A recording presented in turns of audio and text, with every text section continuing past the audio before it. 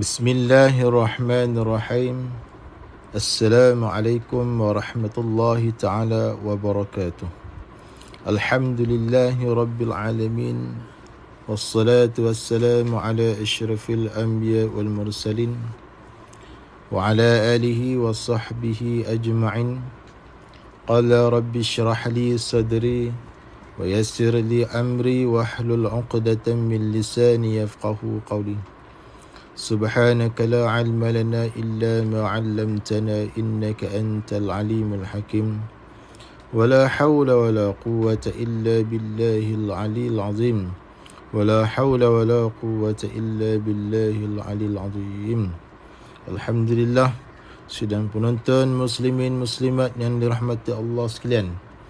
Pertama sekali dan selama-lamanya marilah sama-sama kita panjatkan kesyukuran kita kepada Allah Subhanahu wa taala kerana dengan limpah kurnianya dapat sama-sama sekali lagi pada pagi ini kita mengadakan live di aplikasi TikTok untuk meneruskan muzakarah ataupun bacaan kitab Risalah Al-Misbahul Munir, yang mana dah banyak hari dah kita tak baca kerana ada beberapa urusan yang perlu diuruskan.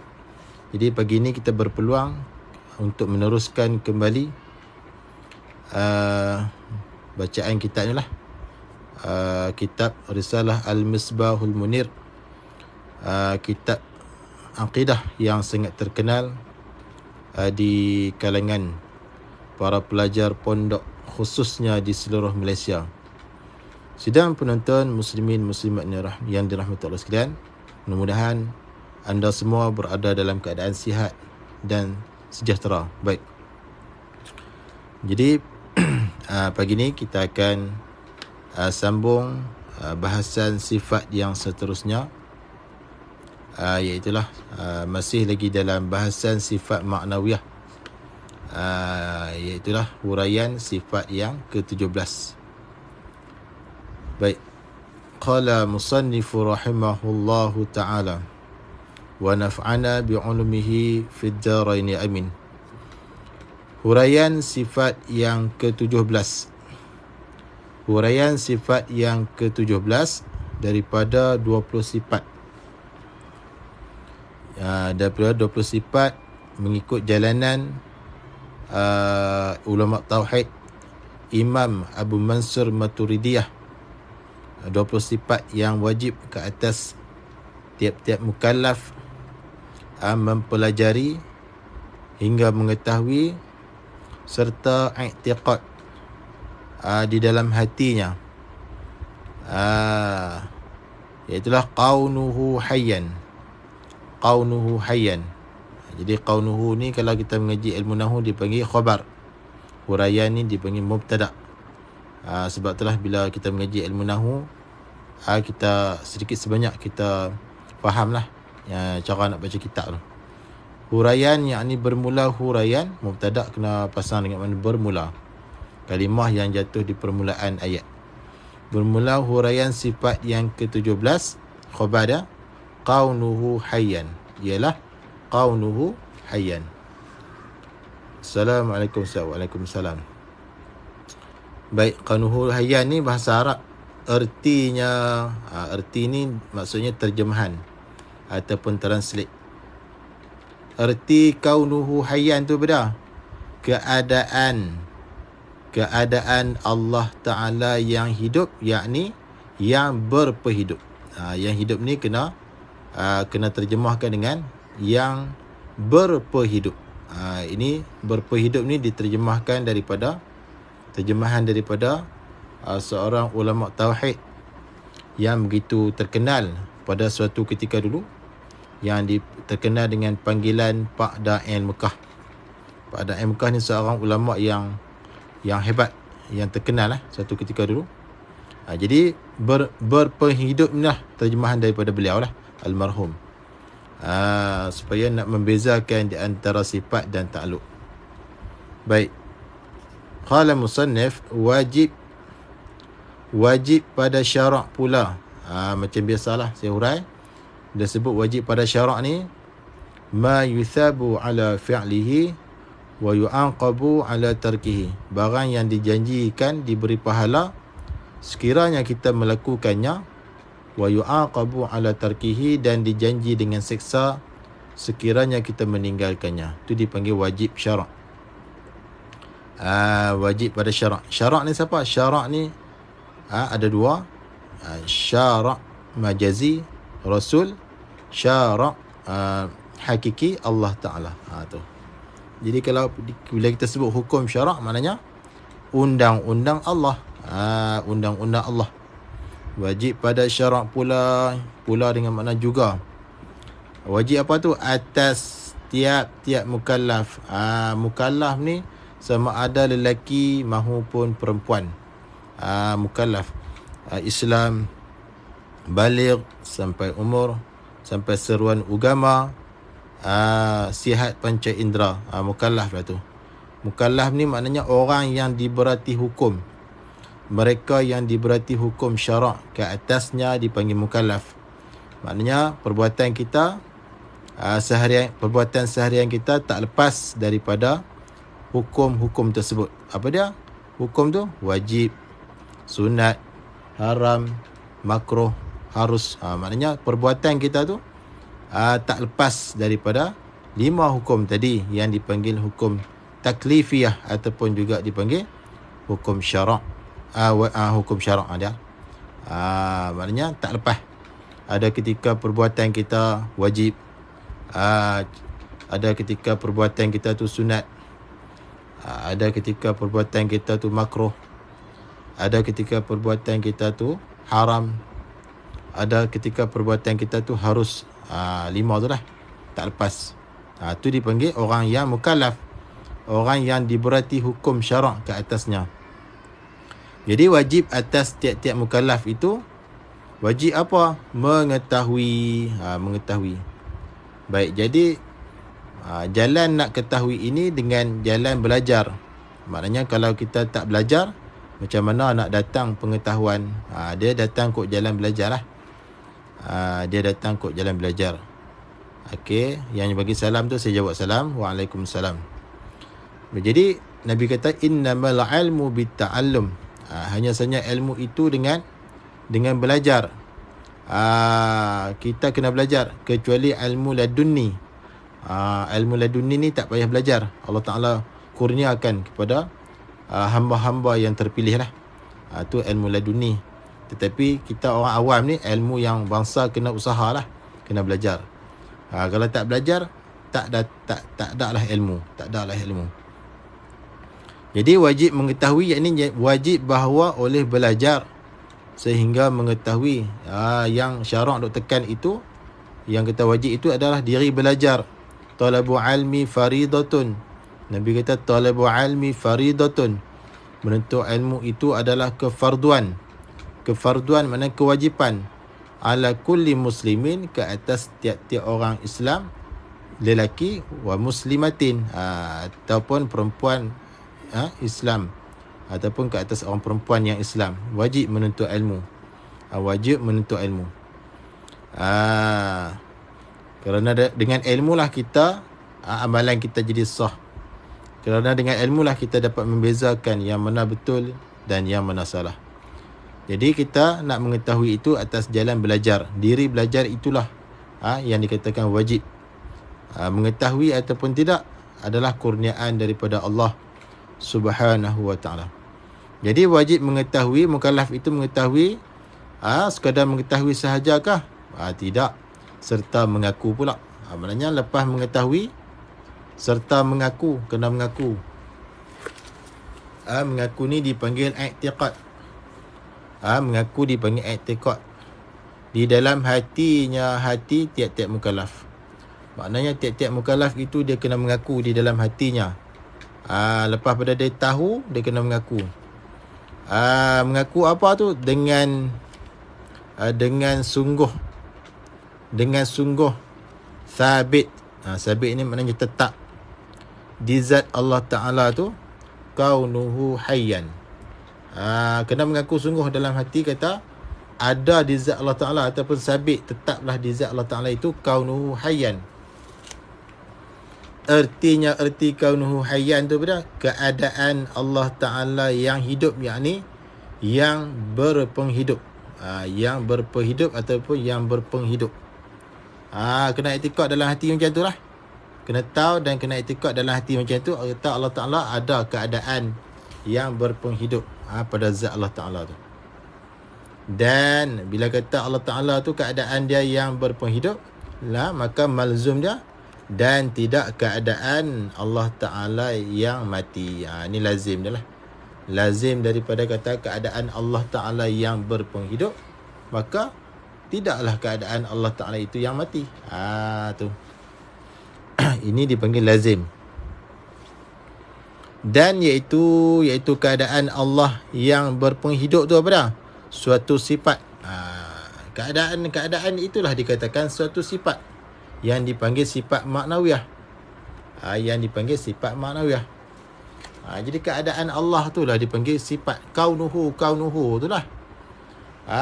Iaitulah satu sifat yang antara ada dan tiada. Maknanya keadaan tu lah dikatakan satu sifat pertengahan di antara ada dan tiada. Nak kata keadaan itu ada, wujudi pun tidak. Nak kata tiada pun tidak juga. Dia duduk tengah-tengah. Dia taklah naik sampai martabat ada, dan dia tak turun sampai martabat tiada. Tu.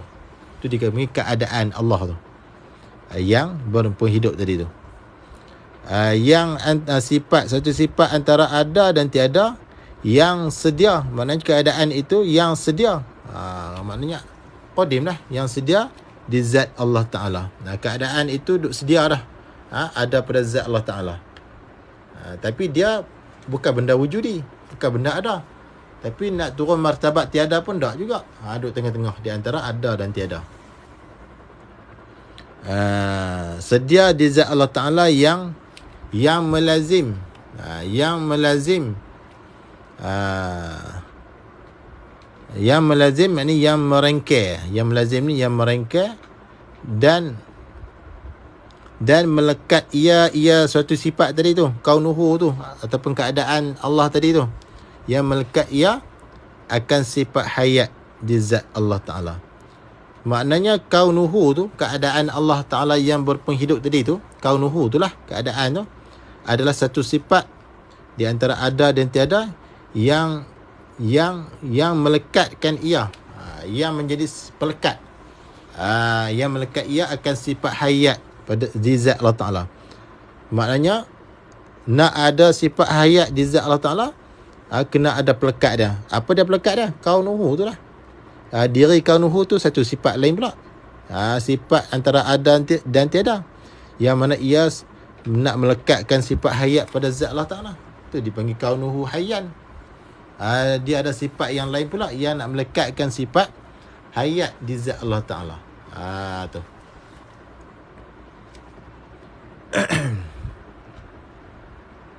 Dan dalil atas demikian itu, dalil ni apa? Dalil ni maknanya percaman ataupun bukti. Dan dalil atas demikian itu, kata Allah Ta'ala, keadaan dia yang berpenghidup dan tidak keadaan Allah yang mati tu. Mana ada dalil? Seperti dalil-dalil yang tersebut. Maknanya seperti dalil-dalil yang lepas lah. Dalil dia sama lah macam dalil kaunuhu qadiran yang lepas tu. Tengok balik lah. Dalil dia sama saja. Tu dipanggil kaunuhu hayyan. Kaunuhu hayyan. Baik. Wallahu a'lam, ay alimun, bermula Allah Ta'ala, yang mengetahui, yang terlebih mengetahui, ini yang mengetahui, ay alimun. Baik. Okey, kita teruskan.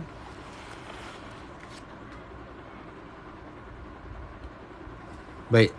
Qala musannifu rahimahullahu ta'ala, huraian sifat yang ke-18. Yang tadi yang ke-17, kaunuhu hayyan.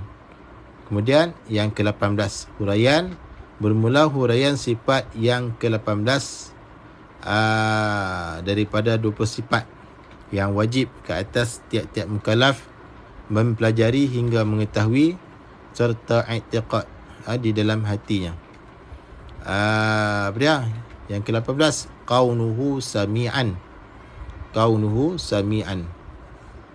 Erti kaunuhu sami'an apa dia? Keadaan Allah Ta'ala yang mendengar. Keadaan Allah Ta'ala yang mendengar, yakni yang berpendengar. Kena takdir sikit sini. Yang mendengar yakni yang berpendengar. Kita ikut terjemahan daripada ulama tauhid, iaitulah Pak Da'i Mekah. Kita ikut supaya nak membezakan sifat di antara sifat dan juga ta'alluq. Baik, habis. Wajib pada syarak atas tiap-tiap mukallaf. Huraian dia samalah macam tadi. Wajib syarak ni kalau tak buat berdosa, dijanji dosa, dijanji seksa. Kalau kita buat dia dijanji pahala. Wajib pada syarak atas tiap-tiap mukallaf. Wajib apa? Mengetahui, yakni belajar hingga mengetahui. Belajar hingga mengetahui serta mengaku di dalam hatinya, hati tiap-tiap mukallaf tu. Kena mengaku pula. Lepas tahu kena mengaku pula di dalam hatinya tiap-tiap mukallaf. Mengaku apa? Dengan tentu sungguh. Dengan tentu sungguh, sabit, tetap. Sabit ni maknanya tetap. Di zat Allah Ta'ala itu, kaunuhu sami'an.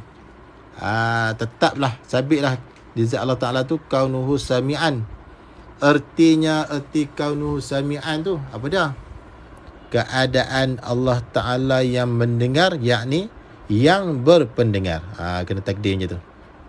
Kena pasang terjemahan dengan berpendengar. Keadaan Allah Ta'ala yang berpendengar. Bila sebut keadaan Allah Ta'ala yang berpendengar, maka lazim dia, dan tidak keadaan Allah Ta'ala itu yang tuli. Bila Allah Ta'ala tu keadaan dia berpendengar, maka tidaklah keadaan Allah Ta'ala tu yang tuli. Maknanya berpendengar lah. Lazim daripada kata Allah Ta'ala keadaan dia yang berpendengar, maka dia tak tuli. Keadaan dia yang tak tuli. Baik. Dan iaitu yang kata kaunuhu sami'an tu. Dan iaitu kaunuhu tu lah. Ataupun keadaan itu tu. Apa dia? Suatu sifat. Yang kata keadaan itu ataupun kaunuhu tu, suatu sifat. Dia adalah sifat. Satu sifat yang antara ada dan tiada. Jadi sifat tu antara ada dan tiada. Dia sebagai pengapuh, sebagai pelekat sifat sama di zat Tuhan. Tu dipanggil kaunuhu tu lah. Diri kaunuhu tu ataupun keadaan tu adalah satu sifat antara ada dan tiada. Maknanya dia nak naik martabat ada pun tidak wujudi, ataupun dia nak turun ke martabat tiada pun tidak juga. Duduk tengah-tengah. Dia sebagai pengapuh, pelekat. Dan tiada. Yang melazim ia satu sifat tu. Yang melazim ia satu sifat keadaan tu lah. Dan melekat ia keadaan itu ataupun kaunuhu tu, yang melekatkan ia akan sifat sama di zat Allah Ta'ala. Maknanya kaunuhu, diri kaunuhu itulah yang nak melekatkan sifat sama di zat Allah. Diri keadaan tu, keadaan Allah yang berpendengar tadi itulah. Diri keadaan tu adalah satu sifat di antara ada dan tiada. Dan dia juga sebagai pelekat yang nak melekatkan sifat sama di zat Allah Ta'ala. Lagi yang sedia ia, yakni qadim. Sifat maknawiyah kaunuhu itulah. Dia qadim, sedia. Bukan barulah. Qadim, sedia. Sedia kala lagi. Tu. Dan dalil atas demikian, dalil kata Allah Ta'ala, keadaan dia yang berpendengar dan tidak keadaan Allah itu yang tuli itu, mana ada dalil. Seperti yang telah tersebut dahulu di huraian di atas. Maknanya dalil dia samalah macam kaunuhu qadiran yang lepas. Kena tengok baliklah dalil dia. Sama saja dalil dia. Dalil yang sama pada semua sifat sama. Semua sifat maknawiyah lah. Wallahu alam ay alimun. Baik. Okey. Satu lagi.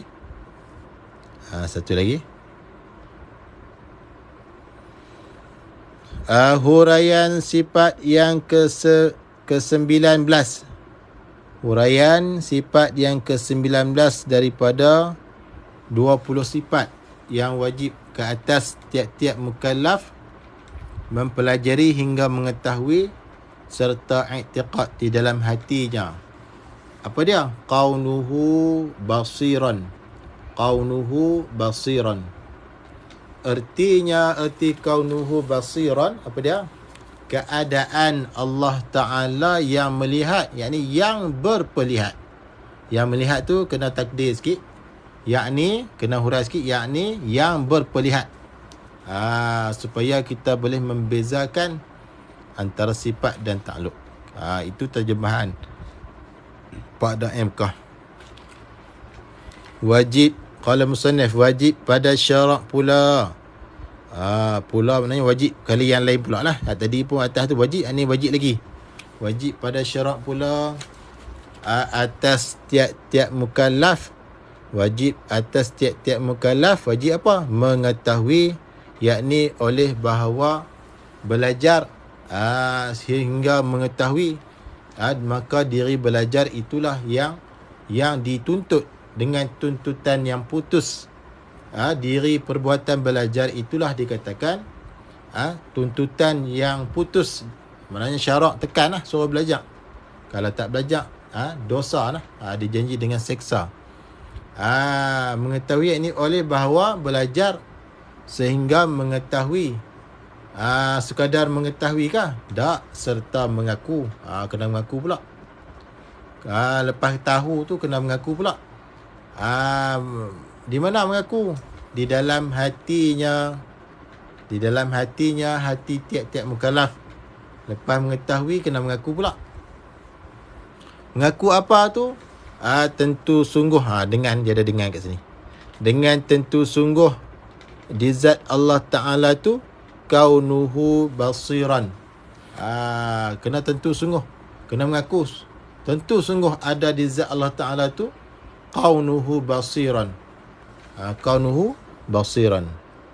Ertinya, erti kaunuhu basiran tu apa dah? Erti ni kalih bahasa, daripada bahasa Arab ke bahasa kita lah.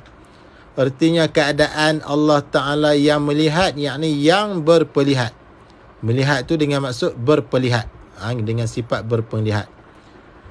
Bila sebut Allah Ta'ala keadaan dia yang berpelihat, maka lazim dia yang tidak keadaan Allah Ta'ala yang buta.